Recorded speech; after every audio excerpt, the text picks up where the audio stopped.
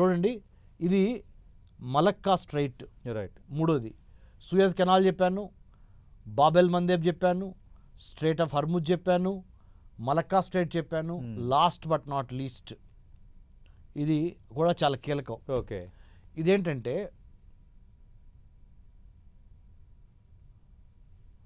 Panama canal. అది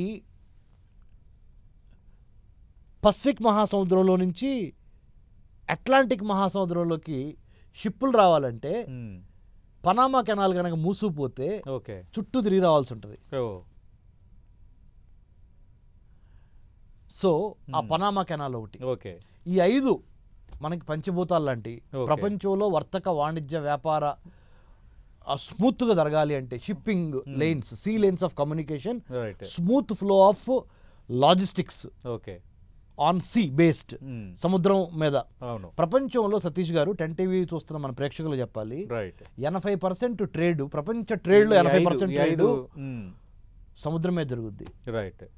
సముద్రంలో ఉన్న 5 ఇంపార్టెంట్ చోక్ పాయింట్లలో మరి ఎక్కువ చోక్ పాయింట్స్ ఎవరి ఆధీనంలో ఉన్నాయి? Islamic countries except Panama canal. ఇప్పుడు నేను మాట్లాడిన 4 అన్ని Islamic కంట్రీసే. Right.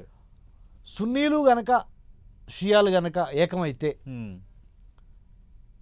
If there is a unity between Sunnis and Shias, okay, there are chances that they can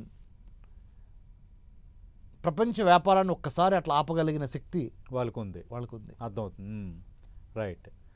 technology Christian countries దగ్గర ఉండొచ్చు. రైట్. అవును. కానీ సముద్ర ఆధిపత్యానికి సంబంధించిన choke points Islamic countries 50+ countries ఉన్నాయి. రైట్. ఈ కంట్రీస్ యొక్క ఆధీనంలో ఉంది. దీనికి అగ్నికి ఆజ్యం పోసినట్టు రైట్ చైనా. రైట్.